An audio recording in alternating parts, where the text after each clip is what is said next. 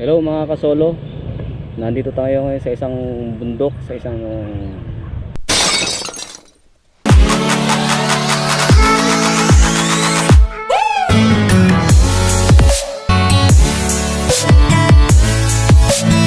What's up mga kasolo?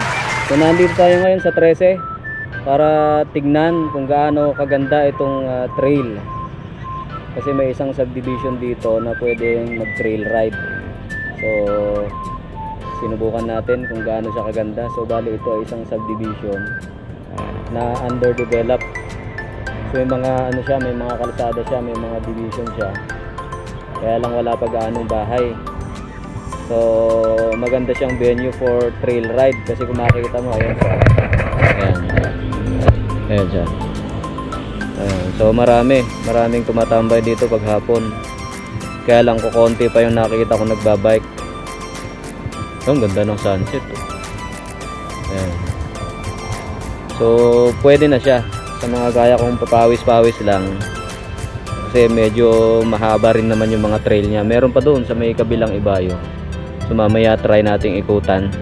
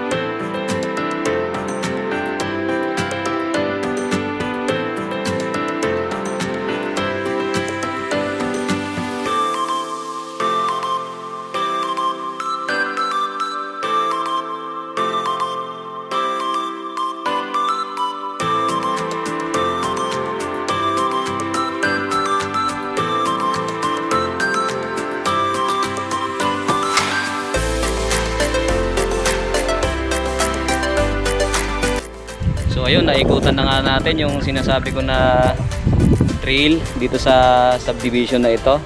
So actually hindi siya naman siya trail, kasi sabi ko nga subdivision siya na underdeveloped. May mga pavement siya, may mga semento siyang kalsada. Actually yung dinadaanan ko kanina. Kaya lang in between nun ay ito, may lupa siya kasi nga wala pang mga bahay. Parang wala pang ano eh, binilang ko na bahay na inikot ko kanina, parang wala pang 10 eh. Ito siya oh, ang itsura ayan oh. So pwede na rin siyang gawing trail. Ayan. Oh. So pwede na siya kasi meron pa doon sa kabila. Pwede pa siyang gawing trail doon. Tapos nandoon ba ako sa kabila? Kasi umikot ako kanina. So pwede na po siyang gawing trail. Ang ganda talaga ng sunset oh. Oh. Yuhu! Actually, sa pagmamadali ko nga mga kasolo, ayan o, nakalimutan ko magsuot ng helmet. So wag nang gagayahin yun. Laging safety first tayo mga kasolo. Isa lang na nakita kong ano dito, nung nag-ikot ako kanina, doon sa mga sementong part, may mga basag siya na mga bote. Kasi medyo may karamihan eh. Lalo na doon sa may mga parting baba, siguro pag may nagpupunta ron, nag-iwan na ng kalat. So yun lang ang iingatan. Hindi nga rin ako makadaan sa mga trail, yung sinasabi ko na lupa. Nag-aalangan ako kasi yung aking gulong manipis. Hindi naman pati pang trail na bike yung aking dala, kasi pang city bike yung aking dala, hybrid na bike.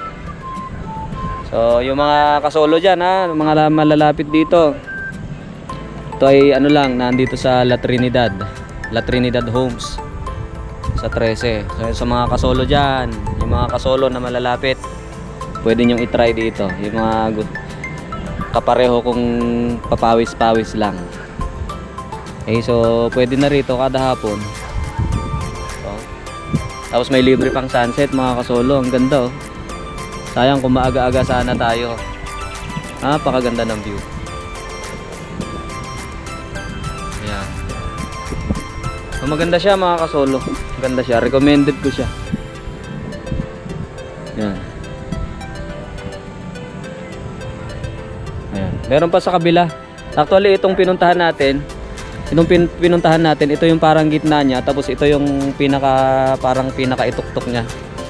Pero meron pa po doon sa kabila. Meron pa po doon, meron pa doon. So ito lang pinuwestohan ko ngayon, ito yung parang gitna niya. Ayan, pwedeng mag ano rito oh, pwedeng mag-exercise. Yung mga mahilig mag-yoga. Kanina nga may naabutan ako nagpa-practice ng arnis, hindi ko lang nakuhaan. So maganda siya ano. So puntahan nyo na mga kasolo. Ilang ha, sinasabi ko, huwag kalimutang magdala ng pangontra dyan sa sinabi kong bubog kanina. Pero okay naman kasi nakailang ikot ako, hindi naman na ano yung aking gulo. Siyempre iba pa rin yung sigurado. So bye bye muna mga kasolo. Ingat po lagi tayo sa pagbabike. Ingat po tayo lahat.